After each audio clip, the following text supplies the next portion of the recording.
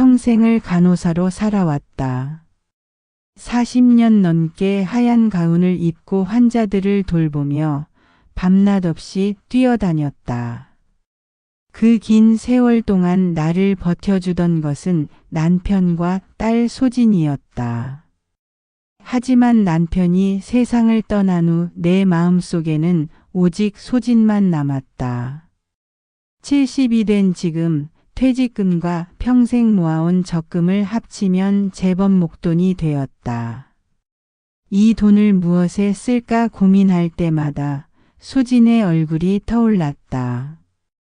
혼자 살아가는 딸이 안쓰러웠고 언젠가는 좋은 사람을 만나 행복한 가정을 꾸렸으면 했다. 그런 내 마음을 알기라도 한 듯 어느 봄날 소진이 집에 찾아왔다. 평소보다 단정하게 옷을 입고 볼에 살짝 홍조를 띤 채로 말이다. 엄마, 저 결혼해요. 순간 가슴이 벅차올랐다. 오랫동안 기다려온 말이었다. 소진은 수줍게 웃으며 계속했다. 그리고 작은 가게를 열 생각이에요. 예비 신랑과 함께 카페를 하려고요. 눈시울이 뜨거워졌다. 내 딸이 드디어 자신의 꿈을 찾았구나. 간호사로 살며 늘 누군가를 돌보기만 했던 내게 소진의 행복은 그 무엇보다 소중했다. 가게 얻기가 쉽지 않을 텐데. 소진이 걱정스럽게 말하자 나는 망설임 없이 대답했다. 엄마가 도와줄게. 전세금이며 인테리어비며 필요한 건 다 지원해 줄 테니까 걱정하지 마. 소진의 눈이 반짝였다. 고마워하는 딸을 보며 내 마음도 따뜻해졌다. 평생 모아온 돈이 이렇게 쓰일 수 있다니 오히려 감사했다. 그날 밤 나는 통장을 정리하며 생각했다. 돈은 다시 모으면 되지만 딸의 행복은 돈으로 살 수 없는 것이다. 내가 소진에게 줄 수 있는 마지막 선물이라고 생각하니 마음이 뿌듯했다. 창밖으로 보이는 봄꽃들처럼 소진의 새로운 시작이 아름답게 피어나길 바랐다. 소진이의 결혼식은 소박하지만 따뜻했다. 신랑 민수는 성실해 보이는 청년이었고 소진이와 마주보며 웃는 모습이 참 보기 좋았다. 축의금 봉투를 건네며 행복하게 살아라 했더니 소진이가 내 손을 꼭 잡으며 고마워했다. 신혼여행을 다녀온 후 두 사람은 가게 준비에 한창이었다. 나는 며칠 지나 가게에 들러보고 싶었다. 뭔가 도울 일이 있을 것 같았고 무엇보다 내 돈으로 마련한 공간이 어떻게 꾸며지는지 궁금했다. 소진아, 엄마가 가게 한번 보러 갈게. 아, 엄마 지금은 아직 정리가 안 됐어서 좀 더 있다가 오세요. 전화 너머 소진이의 목소리가 어딘지 어색했다. 하지만 젊은 부부가 자기들만의 공간을 만들고 싶어 하는 게 당연하다 생각했다. 나도 젊었을 때 그랬으니까. 며칠 후 다시 가게 앞에 갔다 그런데 문이 잠겨 있었다. 유리문 너머로 보니 안쪽이 어둠침침했다. 혹시나 해서 민수에게 전화를 걸었다. 어머니, 죄송해요. 오늘은 자제가 들어와서 어수선해요. 나중에 제대로 정리되면 모셔다 드릴게요. 민수의 목소리도 급하게 들렸다. 뭔가 바쁜 일이 있나 보다. 그 후로도 몇 번 가게를 찾아갔지만 상황은 똑같았다. 항상 문이 잠겨 있고 전화를 하면 아직 정리 중이라는 답만 돌아왔다. 마음 한구석이 서먹해졌다. 내가 너무 성급한 건가?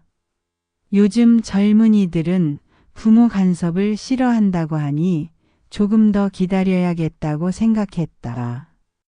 그런데 어느 날 민수가 과로로 쓰러져 응급실에 실려갔다는 연락을 받았다. 가슴이 덜컥 내려앉았다. 병원으로 달려가니 소진이가 울먹이며 대기실에 앉아 있었다. 괜찮니? 민수는 어때? 엄마 너무 무리했나 봐요. 의사 선생님이 스트레스성이라고. 그때 문득 이상했다. 가게 준비로 그렇게 바빴다면서 민수가 왜 이렇게까지 스트레스를 받을까? 작은 카페 하나 여는 게 그렇게 힘든 일일까? 마음속에 작은 의구심이 고개를 들기 시작했다. 민수가 입원한 지 사흘째 되던 날 나는 가게에서 필요한 물건들을 챙겨오겠다고 했다. 입원복이며 세면용품이며 병원 생활에 필요한 것들을 가져다 주려 했다. 엄마, 그냥 제가 갈게요. 민수 오빠 물건이 어디 있는지 엄마는 모르시잖아요. 소진이가 또 만류했다.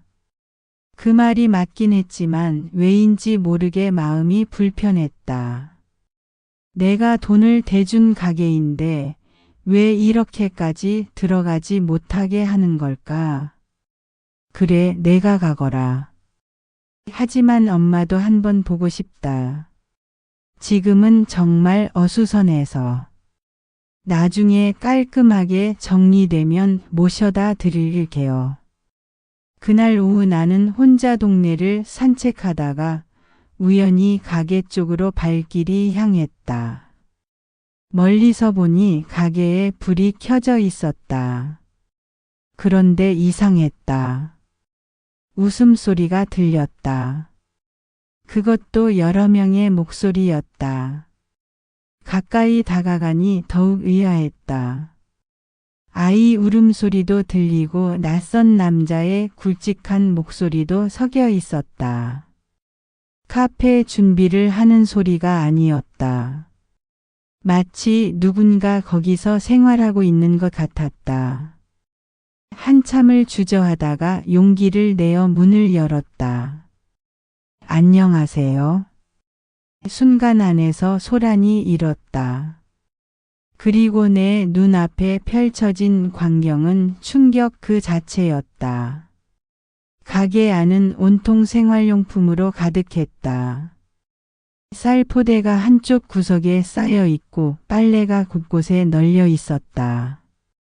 벽에는 문순의 식당이라는 낡은 간판이 기울어진 채 걸려 있었다. 그리고 거기에는 낯선 가족이 있었다. 어머, 혜란 이모세요. 젊은 여자가 당황한 표정으로 나를 쳐다봤다. 그제야 기억났다. 소진이의 사촌 언니였다. 결혼해서 서울 변두리에 산다고 들었는데 왜 여기에 있는 거지?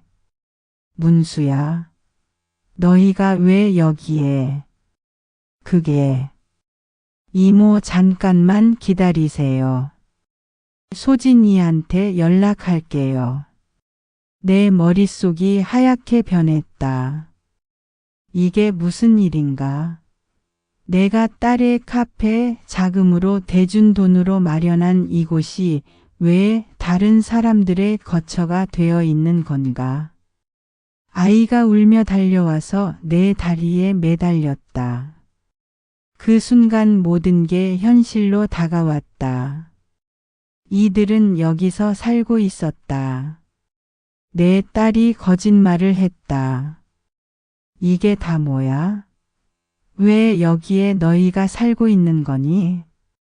내 목소리가 떨렸다. 40년 간호사 생활을 하면서도 이렇게 당황한 적은 없었다.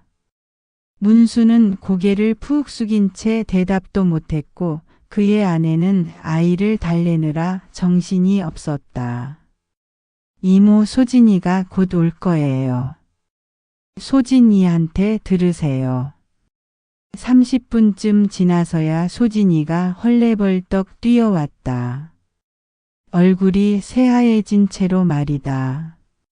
내 눈을 똑바로 보지도 못하고 시선을 이리저리 피했다. 엄마, 말해. 이게 다 뭔지 똑똑히 말해봐. 소진이가 눈물을 글썽이며 털어놓기 시작했다. 엄마, 문수 오빠네가 정말 어려웠어요.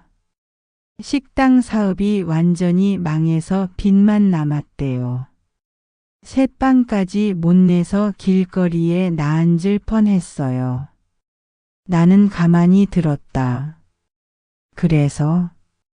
그래서 잠깐만, 정말 잠깐만 도와주려고 했어요. 카페 오픈 전까지만요. 잠깐이 언제야? 내가 몇 번을 가게 보러 간다고 했는데 왜 계속 못 오게 했어? 그게 점점 시간이 지나면서 소진이의 목소리가 점점 작아졌다. 문수 오빠네가 이 주소로 전입 신고까지 해버렸어요. 아이 학교 때문에 어쩔 수 없었다고. 그 순간 내 가슴이 무너져 내리는 것 같았다. 전입신고까지? 그럼 이건 단순히 며칠 머무는 게 아니라 아예 눌러앉은 거 아닌가? 민수도 알고 있었어? 소진이가 고개를 끄덕였다. 그제야 민수가 왜 스트레스로 쓰러졌는지 알 것 같았다. 죄책감과 부담감이 컸을 것이다. 엄마, 정말 미안해요. 처음엔 며칠만 그러려고 했는데 며칠이 몇 달이 됐잖아. 내 목소리가 커졌다. 평생 큰 소리 한 번 낸 적 없는 내가 이렇게 화를 내다니. 그동안 나한테 계속 거짓말을 한 거야. 카페 준비 중이라고 정리가 안 됐다고? 소진이가 울기 시작했다. 하지만 내 마음은 더 아팠다. 평생 모은 돈으로 딸의 꿈을 지원해 주려 했는데 그 돈이 엉뚱한 곳에 쓰이고 있었다니. 엄마, 어떻게 하면 될까요? 그 말을 듣는 순간 확신했다. 이 문제는 내가 나서서 해결해야 한다는 것을. 더 이상 속을 수는 없었다. 그날 밤부터 나는 행동에 나섰다. 먼저 구청에 찾아가 상황을 설명했다. 담당 공무원은 친절하게 설명해 주었다. 어르신, 무단 점유에 해당하니까 민사소송을 해야 합니다. 증거 자료를 준비하세요. 증거 자료라. 다행히 나는 꼼꼼한 성격이었다. 가게 전세 계약서, 인테리어 비용 영수증, 소진이와 주고받은 문자 메시지까지 모든 걸 정리해 두었다. 변호사 사무실을 찾아갔을 때 젊은 변호사가 말했다. 어머님, 승소 가능성이 높습니다. 다만 시간이 좀 걸릴 수 있어요. 얼마나요? 길게는 6개월 정도 보세요. 6개월. 긴 시간이었지만 포기할 수 없었다. 그 사이 소진이는 여러 번 찾아와 빌었다. 엄마, 제발 고소는 취하해 주세요. 문수 오빠네도 어려운 사람들이에요. 그럼 내가 어렵지 않다는 거냐? 내가 그 돈을 쉽게 번 줄 아니? 딸과 이렇게 말다툼을 하게 될 줄 몰랐다. 하지만 잘못된 건 바로 잡아야 했다. 법정에 서는 날 내 손이 떨렸다. 평생 법정에 설 일이 없을 줄 알았는데. 하지만 담담하게 사실을 진술했다. 판사님도 내 사정을 이해해 주셨다. 결국 승소했다. 문순애는 배상금을 지불하고 가게에서 나가야 했다. 그 과정에서 소진이와 민수의 관계도 악화됐다.